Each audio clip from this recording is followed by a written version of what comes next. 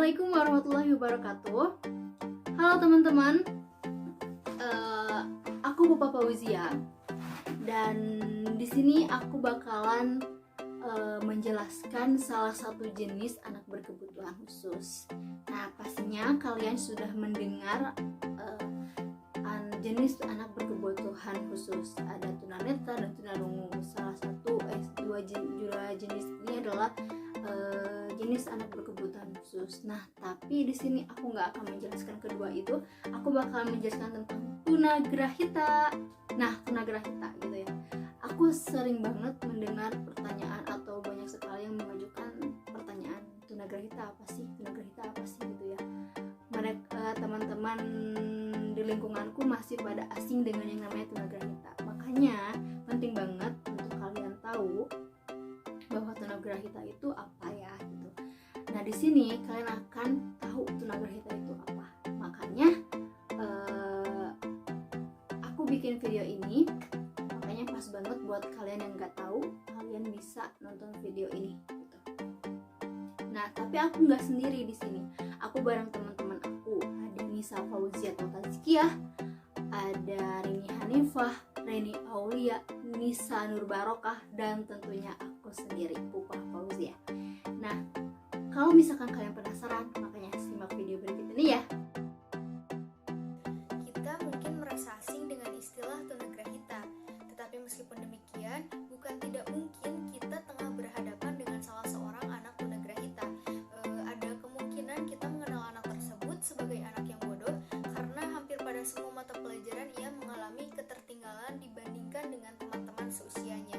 Dan mungkin juga ketika kita sudah melakukan berbagai upaya pembelajaran untuk membantu anak tersebut, hasil yang kita dapatkan justru tetaplah mengecewakan. Banyak istilah yang digunakan untuk menyebut mereka yang kondisi kecerdasannya di bawah rata-rata. Di Indonesia sendiri, istilah yang pernah digunakan antara lain misalnya lemah otak, lemah ingatan, lemah pikiran, kemudian ada keterbelakangan mental, cacat grahita, dan juga tunagrahita. Lalu sebenarnya apa sih tunagrahita itu? Tunagrahita adalah sebutan bagi orang-orang dengan kemampuan intelektual dan kognitif yang berada di bawah rata-rata dibandingkan dengan anak-anak pada umumnya.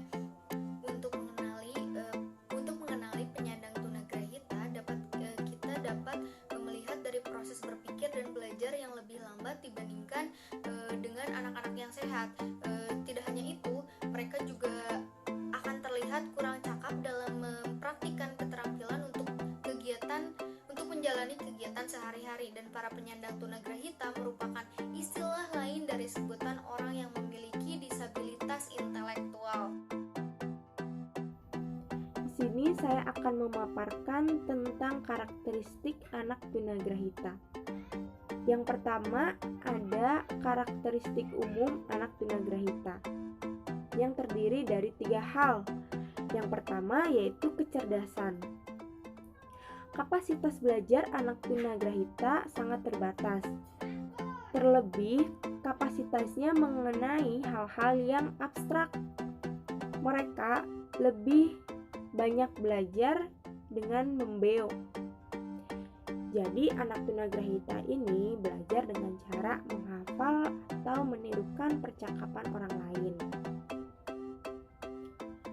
Dari hari ke hari, mereka membuat kesalahan yang sama. Mereka mengalami kesukaran dalam memusatkan perhatian. Mereka juga cenderung lebih cepat lupa, sukar membuat kreasi baru, serta rentang perhatiannya pendek. Nah, yang kedua ada sosial emosional. Dalam pergaulannya, anak tunagrahita ini tidak dapat mengurus diri, memelihara, dan memimpin diri, sehingga ketika mereka masih muda, mereka harus dibantu terus karena mereka mudah terperosok dalam tingkah laku yang kurang baik. Anak tunagrahita ini cenderung bermain dengan anak yang lebih muda darinya. Yang ketiga yaitu keterbatasan fungsi mental lainnya.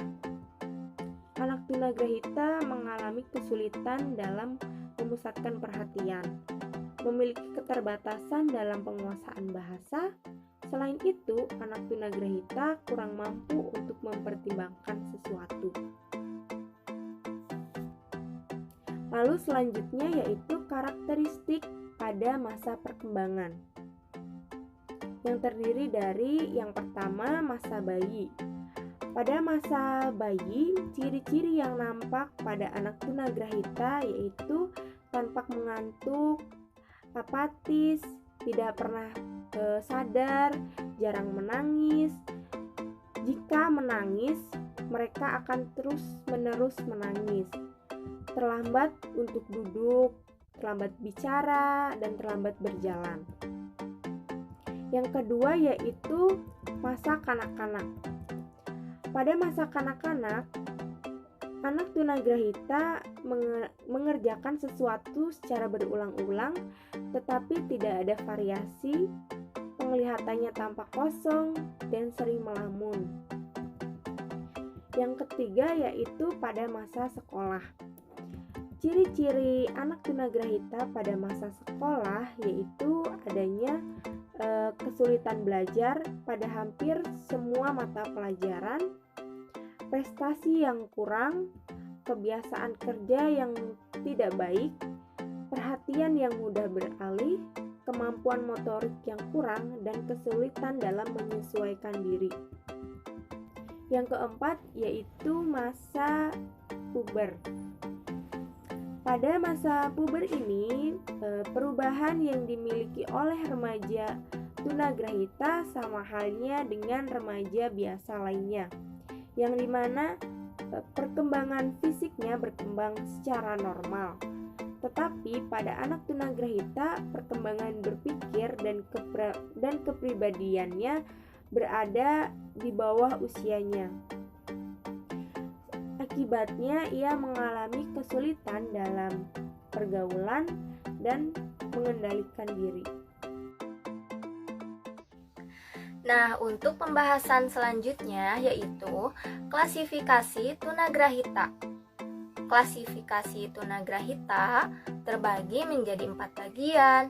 Yang pertama yaitu tunagrahita ringan, yang dimana jenis ini mereka akan dapat mempunyai kepercayaan diri, mandiri, berkomunikasi, dan bersosialisasi dengan baik apabila lingkungannya memberi dukungan.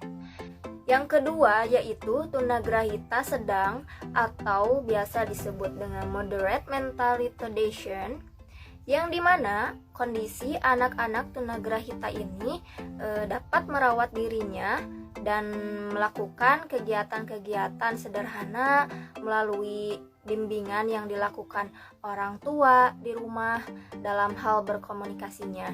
Dan klasifikasi ini diperkirakan ada 10% dari jumlah populasi tunagrahita yang ada. Untuk yang ketiga yaitu tunagrahita berat atau disebut dengan severe mental retardation, yang dimana anak-anak tunagrahita ini memiliki kemampuan merawat diri dan berkomunikasi dengan sangat terbatas, dan klasifikasi ini diperkirakan 3-4% dari populasi anak tunagrahita yang ada. Kemudian untuk yang keempat yaitu tunagrahita sangat berat atau profound mental retardation, yang dimana anak tunagrahita ini kemungkinan dapat mencapai perkembangan merawat diri pada tingkat dasar melalui latihan-latihan atau terapi, dan jenis ini diperkirakan jumlahnya hanya 1-2% dari populasi tunagrahita yang ada. Menurut Smith, anak tunagrahita dapat berguna dan dapat membantu para pendidik dalam memberikan layanan pendidikan bagi anak-anak. Yang pertama ada faktor genetik. Ketunagrahitaan yang disebabkan oleh faktor genetik merupakan suatu kondisi yang disebabkan oleh gen orang tua mengalami kurangnya enzim yang memproses protein dalam tubuh sehingga terjadinya penumpukan asam yang disebut asam fenilpiruvik. Penumpukan ini yang menyebabkan kerusakan otak. Selain itu juga mengakibatkan timbulnya Tay Sachs, yaitu adanya gen yang terpendam yang diwariskan oleh orang tua yang membawa gen ini. Kedua adalah faktor prakelahiran. Faktor pada prakelahiran terjadi ketika pembuahan. Hal ini yang paling berbahaya adalah adanya penyakit rubella, dan selain itu juga adanya infeksi penyakit sifilis. Selain itu, dalam hal ini juga dapat menyebabkan kerusakan otak adalah racun dari alkohol dan obat-obatan ilegal yang digunakan oleh wanita hamil. Racun dapat menyebabkan mengganggunya perkembangan janin sehingga menimbulkan sebuah masalah ketunagrahitaan yang akan terjadi. Yang ketiga, faktor penyebab pada saat kelahiran. Yang pertama ada kelahiran prematur, yang kedua adanya masalah proses kelahiran seperti kurangnya oksigen. Kelahiran yang dibantu oleh alat-alat kedokteran dapat beresiko terhadap anak yang akan menimbulkan trauma pada kepala. Yang terakhir ada faktor penyebab selama masa perkembangan anak-anak dan remaja. Yang pertama ada ibu saat mengandung tidak menjaga pola makannya. Yang kedua ada keracunan sewaktu ibu mengandung. Yang ketiga kerusakan pada otak sewaktu lahir. Misalnya sakit pada anak seperti demam hingga kejang, ada juga batuk pilek yang tidak berkesudahan, serta ada pun lahir prematur. Oke, sebelumnya kalian udah tahu dong tentang definisi, klasifikasi, karakteristik, dan juga faktor penyebab dari tunagrahita dari video sebelumnya gitu. Karena tadi kita sudah menjelaskan keempat materi tersebut tentang tunagrahita. Dan kali ini materi terakhir tentang pembelajaran yang dibutuhkan oleh anak tunagrahita. Apa sih yang dibutuhkan oleh anak tunagrahita gitu ya? Pembelajaran apa yang memang dibutuhkan oleh anak tunagrahita? Karena anak tunagrahita itu memiliki hambatan dalam perkembangan fisiknya, mentalnya, sosialnya, dan juga intelektualnya.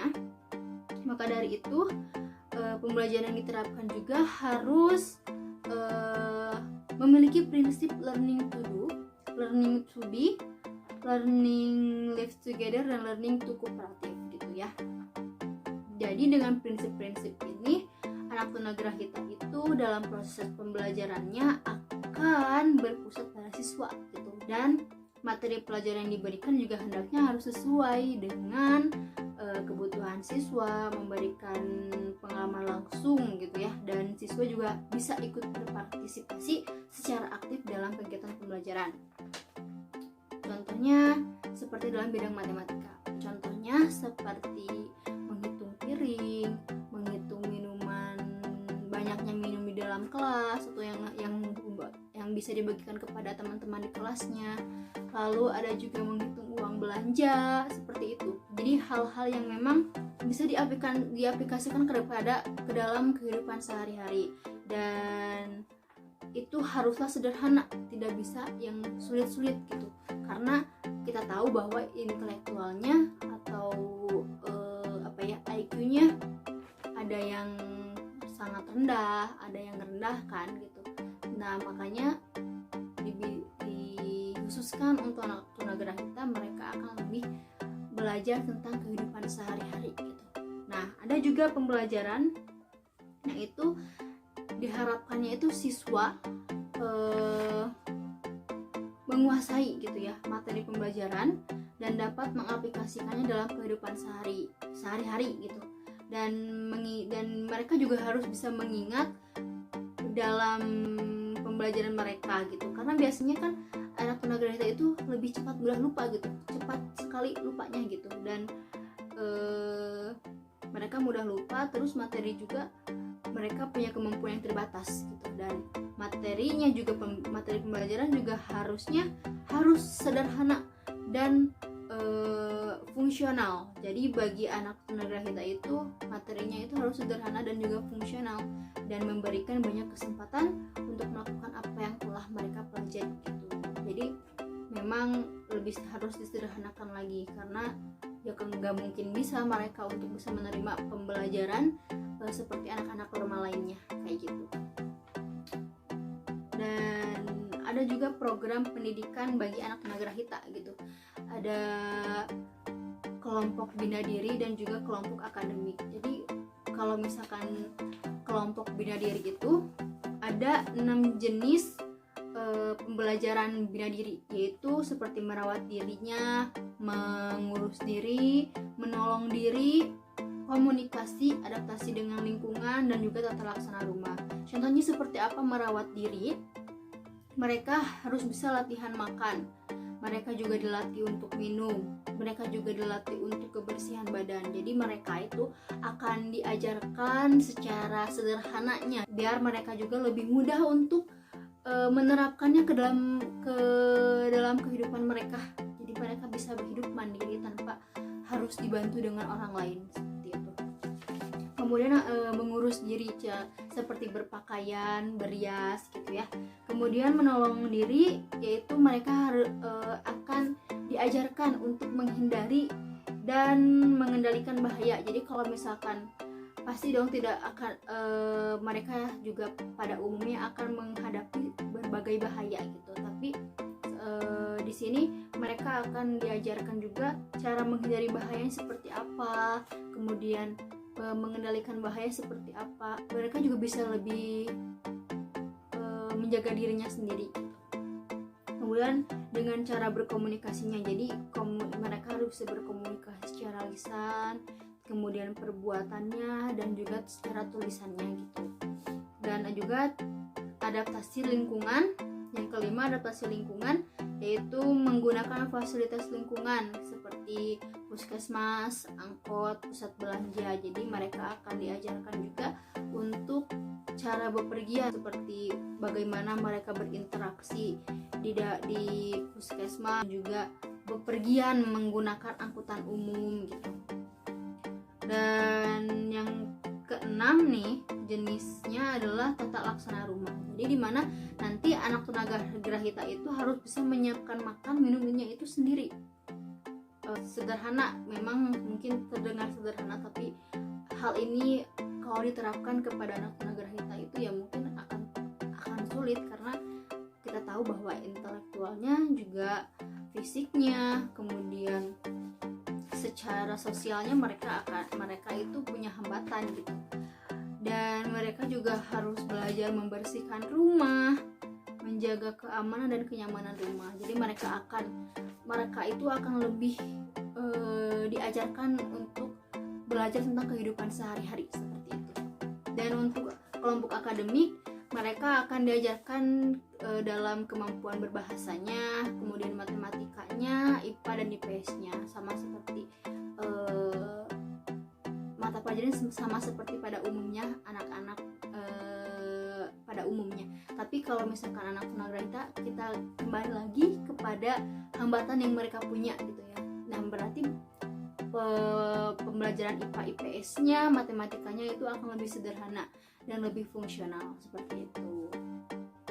Nah, itu dia teman-teman, mungkin informasi ini bisa bermanfaat buat kalian, dan tidak ada yang harus bahwa aku masih bingung dengan yang namanya tunagrahita. Tapi mungkin dengan video ini kalian bisa tahu bahwa tunagrahita ini, oh ini ya tunagrahita, oh bahwa tunagrahita itu anak-anak yang punya hambatan dalam intelektualnya, mereka punya IQ yang rendah gitu, jadi sehingga akan menyulitkan mereka untuk beradaptasi dengan lingkungan biasanya gitu. Jadi mereka belajarnya juga harus tentang lingkungan mereka sendiri. Jadi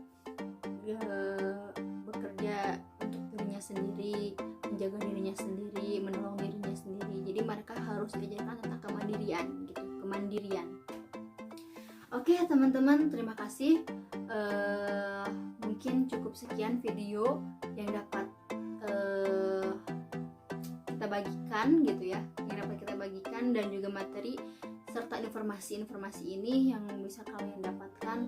Mungkin jika kalian masih penasaran dengan tunagrahita, kalian bisa mencarinya di berbagai sumber, jurnal, artikel, dan lain-lainnya, karena pasti banyak sekali informasi-informasi yang belum kita sampaikan kepada kalian. Maka dari itu kalian harus selalu lapar dan haus tentang ilmu pengetahuan gitu. Kenapa? Karena semakin kita tahu, akan semakin kita lebih penasaran gitu. Jadi kalau misalnya kalian di sini kalian tahu, semoga nantinya kalian bisa semakin menggali lagi informasi-informasi gitu, khususnya tentang tunagrahita, dan bisa lebih menghargai sesama kita gitu kan. Baik, saya ucapkan terima kasih. Wassalamualaikum warahmatullahi wabarakatuh.